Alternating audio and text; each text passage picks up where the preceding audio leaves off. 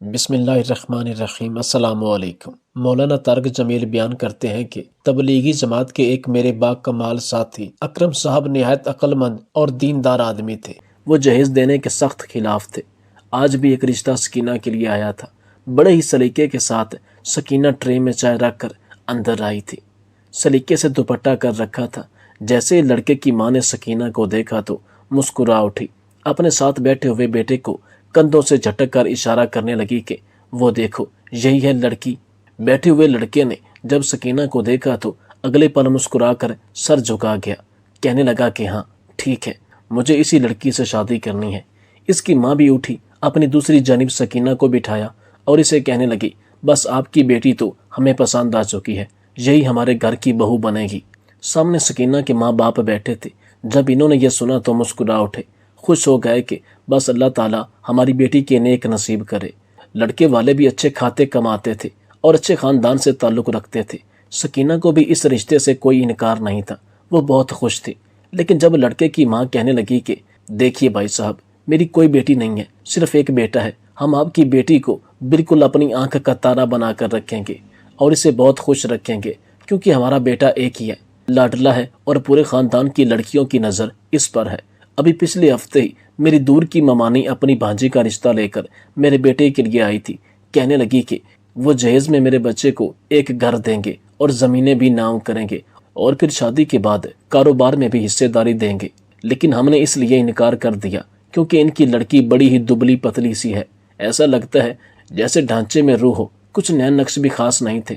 اس لیے سوچا کہ اپنے اکلوتے بیٹے کی شادی کریں گے تو حسین و جمیل لڑکی کے ساتھ۔ اب آپ کی بچی ہمیں پسند آ چکی ہے، لیکن بات یہ ہے کہ ہم چاہتے ہیں کہ ہمارے خاندان میں بے عزتی نہ ہو سکے، بلکہ جس خاندان میں بھی ہمارے بیٹے کی شادی ہو وہ لوگ ہمارے بیٹے کو اپنا بیٹا سمجھ کر اور اپنی بیٹی کو اپنا جگرے گوشہ سمجھ کر جو مرضی دے دیں۔ اسے جہیز تو نہیں کہہ سکتے، بلکہ اپنی بیٹی اور ہونے والے بیٹے کے لیے تو کہہ سکتے ہیں۔ یوں گھما پھرا کر بات لڑکے والے جہیز پر ہی کر چکے تھے۔ اکرم صاحب نے جب یہ سنا تو اپنی بیوی کو دیکھنے لگے اور چہرے پر ایک طریقے سے مسکراہٹ آ گئی اور گہری سانس خارج کر کے رہ چکے تھے۔ اتنی تمہید باندھنے کے بعد لڑکے والوں نے ایک مرتبہ پھر جہیز کی ڈیمانڈ کر لی تھی۔ اکرم صاحب کہنے لگے کہ آپ مجھ سے کیا توقع رکھتے ہیں، ہم آپ کے بیٹے کو کیا دیں جہیز کے نام پر، آپ کس چیز کی ڈیمانڈ کرتے ہیں؟ اگلے ہی پل لڑکے کی ماں سکینہ کو اپنے ساتھ لگا کر کہنے لگی بس زیادہ کچھ نہیں، جیسا ان لڑکی والوں نے کہا تھا کہ وہ ہمارے بیٹے کو گاڑی، گھر، کاروبار میں حصے داری دیں گے، اس کو شایان شان جہیز دیں گے تاکہ ان لوگوں کا بھی منہ بند ہو سکے۔ اکرم صاحب نے جب یہ سنا تو فوراً اٹھ کھڑے ہوئے، کہنے لگے کہ بہت مہربانی آپ کی، دراصل مجھے کام ہے اور میں کام پر جا رہا ہوں، آپ لوگ چائے پی چکے ہیں تو یہاں سے چلے جائیے گا۔ اس کا صاف مطلب تھا کہ اکرم صاحب اپنی بیٹی کا رشتہ ان کے گھر میں نہیں کرنا چاہتے۔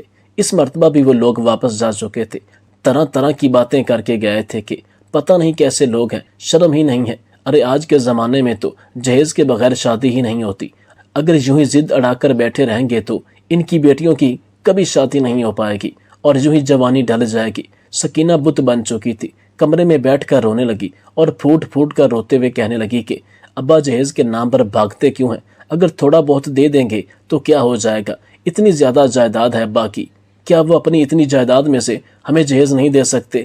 ایسے تو ہم سارے یوں ہی بیٹھے رہ جائیں گے۔ ارے میں تو بڑی ہوں، میرے بعد میری 4 بہنیں اور بھی موجود ہیں اور ہم چاروں کے چار بس اسی لیے گھر بیٹھی رہیں گی کہ کیونکہ ہمارا باپ ہمیں جہیز نہیں دے سکتا۔ اتنا کہہ کر سکینہ اٹھ کر وہاں سے جا چکی تھی۔ یہ بھی نہیں دیکھ پائی کہ دروازے کے باہر اس کا باپ کھڑا اس کی باتوں کو سن چکا ہے۔ ابھی وہ اپنے کمرے میں بیٹھی سر جھکا کر رو رہی تھی کہ جب سکینہ کا باپ اس کے کمرے میں گیا، ابا کو دیکھ کر اس نے فوراً آنسو صاف کیے اور دوپٹہ اپنے سر پر ٹھیک کیا۔ اس کے والد کہنے لگے کہ بیٹا، باپ کبھی بھی اپنی بیٹیوں کے لیے برا نہیں چاہتے، جہیز کا کیا ہے، میں تو ٹرک بھر کے جہیز دے دوں گا، زمینیں، گھر، سب کچھ دے دوں گا، لیکن تم میری 5 بیٹیاں ہو اور پانچوں کی پانچوں مجھے بے حد عزیز ہو۔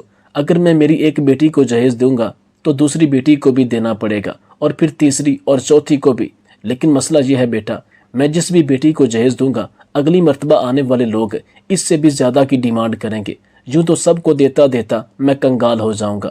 بات صرف یہیں پر نہیں رکتی ہے، تم خود سوچو، لوگ میری بیٹیوں کو بیانے کے لیے آتے ہیں یا پھر سامان لے کر اپنے کمرے بھرنے کے لیے۔ ہم جس معاشرے میں رہتے ہیں वहाँ पर लोगों की पता है सोच क्या होती है। वो सोचते हैं कि बस बेटे की शादी की उम्र हो गई है तो किसी न किसी तरह पैसे जोड़कर उधार लेकर घर बना लेंगे। लेकिन जब इसमें सामान रखने की बात आएगी, बेटे के कारोबार की बात आएगी, आने जाने के मसले मसाइल आएंगे, तो ये बेटे की शादी कर देते हैं। मुनासिब घर देखकर लड़की ढूंढेंगे, फिर इनसे जहेज की डिमांड करेंगे और जहेज में ये सामान, गाड़ियाँ, कारोबार भी मांग लेंगे। और यूँ आधा खर्चा इस लड़की की तरफ से हो जाएगा, जिसको आज से पहले ये जानते भी नहीं होंगे। बेटा, मैं कभी भी तुम लोगों को उन लोगों के सुपुर्द कर ही नहीं सकता जो तुम लोगों को सिर्फ इसलिए अपने घर लेकर जाएं क्योंकि तुम लोग अपने साथ सामान लेकर आई हो। सकीना खामोशी से सर झुकाए सब सुन रही थी। इसकी बाकी बहनें भी वहां पर आ चुकी थी और माँ भी। अकरम साहब कहने लगे कि बेटा, तुम्हें तो खुश होना चाहिए कि तुम लोगों का बाप तुम लोगों से इतनी मोहब्बत करता है, तुम लोगों के लिए कभी भी गलत फैसला नहीं करेगा। तुम लोग मुझ पर बोझ नहीं हो। अगर मुझे सारी उम्र भी तुम लोगों को अपने पास बिठाकर रखना पड़ा तो मुझे बिल्कुल परवाह नहीं है, लेकिन मैं तुम लोगों को गलत हाथों में सौंप कर बाद में पछताना नहीं चाहता। मैं तुम लोगों को दर्दों में झोंकना नहीं चाहता। मैं नहीं चाहता कि मेरे मरने के बाद मेरी औलाद घुट घुट कर जीती रहे और ताने सहती रहे। ये सुनकर सकीना अब्बा से मुआफ़ी मांगने लगी कि मैं बिला वजह ही जज्बाती हो गई थी। अकरम साहब तो वहां से चले गए, जबकि सकीना गहरी सांस खारिज करके रह चुकी थी। सकीना की उम्र 28 साल हो चुकी थी और अभी तक इसकी शादी नहीं हो पाई थी। कितने ही रिश्ते आए थे और हर रिश्ता आने वाला ये कहता था कि हम जहेज लेंगे। जहेज के नाम पर मुआशरे में अब तक जो कुछ होता आया था वो सब कुछ किसी से भी ढका छुपा नहीं है। यही बातें थी जिनसे अकरम साहब डर जाया करते थे। चंद माह फिर यूं ही गुजर चुके थे, लेकिन अभी तक मुनासिब रिश्ता नहीं आया था। एक रोज मोहल्ले की ही खाला रुकैया इनके पास आई और आकर कहने लगी कि मेरी एक जानने वाली हैं, इन्होंने मोहल्ले में मरियम की शादी पर तुम्हारी बेटी सकीना को पसंद कर लिया है। खैर से अच्छे खाते पीते लोग हैं, कहते हैं जो खुद खाएंगे वो तुम्हारी बेटी को भी खिला देंगे। बड़े ही खुश अखलाक लोग हैं। आज तक इनके खानदान में तलाक नहीं हुई। अगर तुम चाहो तो मैं तुम्हारी सकीना की बात चलाऊं। सकीना की माँ तो गहरी सांस खारिज करके रह चुकी थी।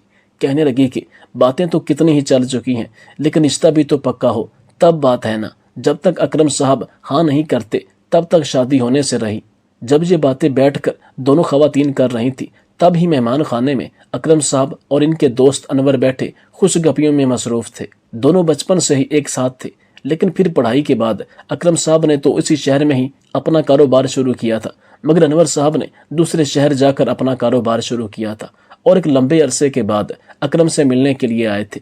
इन्होंने अपनी बेटियों के रिश्ते के बारे में भी जिक्र कर दिया था कि लोग जो भी आते हैं सबसे पहले जहेज मांगते हैं, और अभी भी घर के बाहर आई औरत यही बात कर रही थी कि वो लोग जो है इसके सख्त खिलाफ है। इन्होंने तो मुझसे जहेज की कोई डिमांड ही नहीं की। यूं सकीना की अम्मी ने कह दिया कि ठीक है, आप उन लोगों को हमसे मिलवा दें, हो सकता है इस मर्तबा मेरी बेटी का नसीब उनके साथ जुड़ चुका हो। सकीना उस वक्त भी बर्तन धो रही थी। जब इसने ये अल्फाज सुने फौरन बाहर आई और कहने लगी कि अम्मा छोड़ो, एक मर्तबा फिर मुझे तैयार होना पड़ेगा। बाजार से मिठाई आएगी, समोसे आएंगे, चाय बिस्कुट में बहुत पैसे ज़ाया हो जाएंगे। जब पता भी है कि हर कोई जहेज के ही पीछे मरता है तो बिला वजह खर्चा करने की क्या ज़रूरत है। वो भी जैसे दिल बर्दाश्ता हो चुकी थी। बहरहाल चंद रोज बाद लड़के वाले इनके यहाँ मिलने के लिए आ चुके थे। लड़के वालों की तबीयत वाकई में ही बहुत अच्छी थी। सकीना जो थी ही बहुत प्यारी लड़की, देखते ही वो इसे पसंद कर चुकी थी।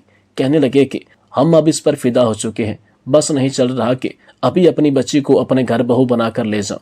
औरत का ये कहना था कि मेरे यहाँ एक बेटी और एक बेटा है, दोनों ही मुझे चांद से प्यारे हैं। मैं जानती हूँ कि जो सलूक मैं अपनी बहू के साथ करूँगी, कल को वही सलूक मेरी बेटी के साथ भी होगा।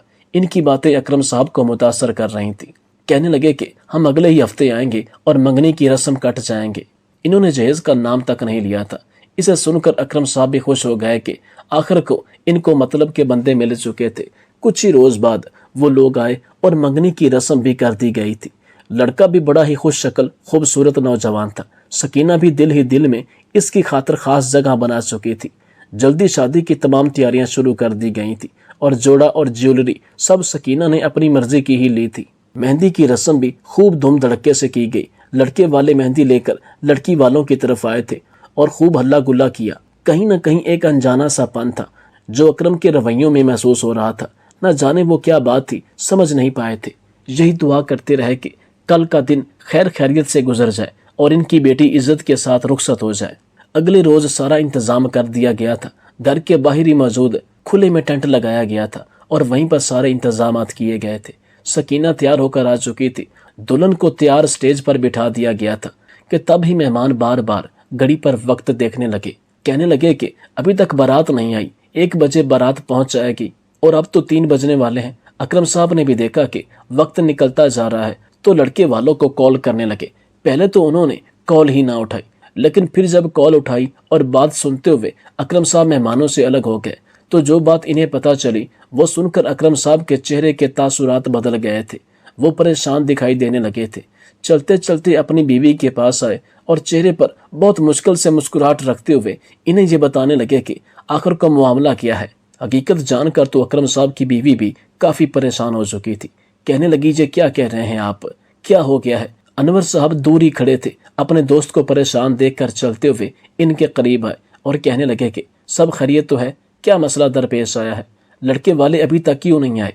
अकरम साहब ने जब यह सुना तो पहले तो थोड़े परेशान हुए, फिर एक जानिब में ले जाकर कहने लगे कि लड़के वालों की तरफ से फोन आया है। वो कह रहे हैं कि दरअसल हम तब ही बारात लेकर आएंगे जब आप हमारे बच्चे को 10 मरले जमीन देंगे, जिसमें एक घर, इस्तेमाल होने वाली तमाम तरह जरूरियात होंगी। अगर तो आप राजी हैं और अगले 1 घंटे में हमें बता देते हैं कि आप ये सब कुछ देने को तैयार हैं, फिर तो ठीक है, वरना हमारी तरफ से इनकार समझे। आपकी बेटी जिल्लतो रुसवा हो जाएगी और वो यूं बैठी रह जाएगी, लेकिन कोई इसको बयाने के लिए नहीं आएगा। अकरम साहब ये बात अपने दोस्त को बता रहे थे। दोनों ही सोच में पड़ चुके थे। काफी परेशानी वाली बात थी। फोन तो बंद हो चुका था मगर वो अभी भी मोबाइल को ही देख रहे थे। कैसे कैसे लोग थे इस दुनिया में, कैसे कैसे हरबे अपनाया करते थे। पहले तो रिश्ता मांगते वक्त ही साफ डिमांड कर दी जाती थी कि जहेज चाहिए, हम जहेज लेंगे, हमने अपने घर के कमरों को आपके दिए हुए सामान से भरना है। लेकिन अब तो एक नया कानून निकल आया था। अब तो शादी वाले रोज जब दुल्हन बनी बेटी स्टेज पर बैठी होती थी, मेहमानों से खचाखच हाल भरा होता था, तब ही लड़के वाले कॉल करके कहते थे कि हमारी डिमांड पूरी करो वरना तुम्हारी बेटी बैठी रह जाएगी। अकरम साहब सर पकड़ कर बैठ गए, जबकि अनवर साहब इसके पास आए। तुम्हें पहले ही अच्छे से जांच पड़ताल कर लेनी चाहिए थी। मगर अकरम साहब की आंखों में इस मर्तबा आंसू आ चुके थे। कहने लगे, और कितनी जांच पड़ताल करता, जांचें पड़तालें करके तो मैंने अपनी बेटियों की उम्र गुजार दी है। अगर अभी भी मजीद रुकता तो मेरी बेटियां बुढ़ापे को जाने लगती, फिर कौन ब्याहता इनको? फिर तो इनके लिए शादीशुदा, तलाक याफ्ता और रंडवे मर्दों का ही रिश्ता आना था, और फिर इनके साथ जिंदगी सिर्फ और सिर्फ नानों और टसनों के अलावा और कुछ भी नहीं होती। अकरम साहब काफी परेशान हो चुके थे। मेहमान भी आपस में खुसर फुसर करने लगे कि आखिर असल बात क्या है। तभी अनवर साहब ने कॉल करके अपने बेटे को बुलाया। अनवर साहब के 3 बेटे थे। तीनों बेटे ही वहीं शहर में ही कारोबार की नई ब्रांच पर देखभाल कर रहे थे। फौरन वहां पर पहुंचे। अनवर साहब ने 2 बेटों को जाकर अपनी मां को लाने का कहा, जबकि तीसरे बेटे से कहा कि मैं तुम्हारी शादी अपने दोस्त अकरम साहब की बेटी से करवाना चाहता हूँ, क्या तुम शादी के लिए रजामंद हो? पहले तो वो घबराया था, कहने लगा कि असल माजरा क्या है। जब पूरा बताया गया तो सुनकर वो लड़का भी रजामंद हो गया। अकरम साहब जो कुछ देर के लिए बहुत टूट चुके थे, फिर से इन्हें अपनी जान में जान आती महसूस होने लगी थी। कहने लगे कि ठीक है। उसी पल इन्होंने लड़के वालों को कॉल मिलाई। फौरन कॉल उठा ली गई। लड़के का बाप बड़े ही घमंडी अंदाज में कह रहा था कि हाँ भाई अकरम साहब, क्या सोचा फिर आपने? अपनी बेटी की शादी करवानी है या जमाने भर में जलीलो खार होकर रह जाना है? ये सुनकर फौरन बोले कि आपको ट्रक भरकर जहेज और 10 मरला प्लाट चाहिए ना, मैं सब कुछ दे दूंगा, आप लोग लेने के लिए आ जाए।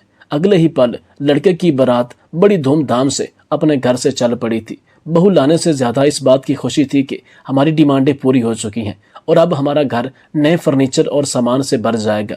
लड़के की मां अपनी देवरानी, जेठानी और बहनों और कजनों को भी यही नसीहत कर रही थी कि देखा, लड़की वालों से अगर जहेज लेना हो और अपनी मांगे पूरी करवानी हो तो ऐन शादी के वक्त शर्त रखा करो ताकि ये इनकार ना कर सके। सभी औरतें इसे शाबाश दे रही थी कि तुमने लड़की वालों को सही फंसाया है। बहरहाल बारात लड़के वालों की तरफ से बड़े ही धूम धड़कों के साथ लड़की के यहाँ पहुंच चुकी थी। लेकिन जैसे ही बारात हाल में दाखिल हुई तो अगले ही पल सबके चेहरे उतर चुके थे। लोगों को तो गोया सांप सूंघ चुका था, क्योंकि सामने ही स्टेज पर दुल्हन बैठी थी और दुल्हन के साथ दूल्हा भी मौजूद था। निकाह पढ़वाया जा चुका था। सब लोग एक दूसरे को मुबारकबाद दे रहे थे। लड़का अपने माँ बाप का चेहरा देख रहा था। दूल्हे के माँ बाप आगे बढ़े और गुस्से से कहने लगे कि یہ سب کچھ کیا ہے؟ سکینہ بیٹی کی تو شادی ہمارے بیٹے کے ساتھ ہونی تھی، پھر یہ سب کچھ کیا کر دیا آپ لوگوں نے؟ آپ لوگوں نے ہماری بے عزتی کروا دی، لڑکی کی شادی کسی اور سے کیوں کروا دی؟ آخر یہ چکر کیا ہے؟ سینکڑوں لوگ وہاں پر موجود تھے اور عین موقع پر سب کچھ دیکھ کر تو کوئی بھی سمجھ نہیں پا رہا تھا کہ آخر ماجرا کیا ہے۔ اکرم صاحب آگے بڑھے اور انور بھی ساتھ ہی موجود تھے۔ آگے بڑھ کر کہنے لگے کہ آپ لوگوں نے خود ہی تو فون کر کے فرمائش کی تھی کہ آپ لوگوں کو ٹرک بھر کر جہیز اور 10 مرلہ پلاٹ چاہیے، یہ لیں، یہ رہے پلاٹ کے کاغذ اور وہ رہا ٹرک بھر کر جہیز۔ عین اسی وقت وہاں پر ایک ٹرک آیا تھا جس میں فرنیچر، پنکھے، الماری اور گھر میں استعمال ہونے والی ہر چیز موجود تھی، یہاں تک کہ جھاڑو بھی پڑا ہوا تھا۔ اکرم صاحب کہنے لگے یہ لیجئے جہیز، اپنے گھر لے جائیے، اور یہ رہے 10 مرلہ پلاٹ کے پیپرز، یہ بھی لے لیں۔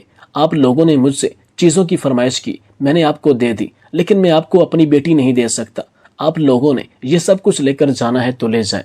میری بیٹی کا نکاح میں اس سے کروا چکا ہوں جس کو صرف اور صرف میری بیٹی سے غرض تھی، نہ کہ سامان کی۔ یہ سن کر سارے باراتی شرمسار ہوئے تھے۔ دولہا سر جھکا کر کھڑا تھا، جبکہ دولہے کے ماں باپ بے حد شرمسار تھے۔ آخر بولتے بھی تو کس سے؟ وہ تو چاہتے تھے کہ بس لڑکی والوں کو دبا کر رکھیں، انہیں نیچا دکھا سکیں۔ لڑکی کا باپ جگہ جگہ سے پیسے لے کر اپنی بیٹی کو جہیز دے، پلاٹ دے، لیکن یہاں پر تو ان کی بے عزتی ہو چکی تھی۔ ہر کوئی ان پر تھوک رہا تھا اور یوں وہ بارات بغیر دلہن کے ہی واپس چلی گئی۔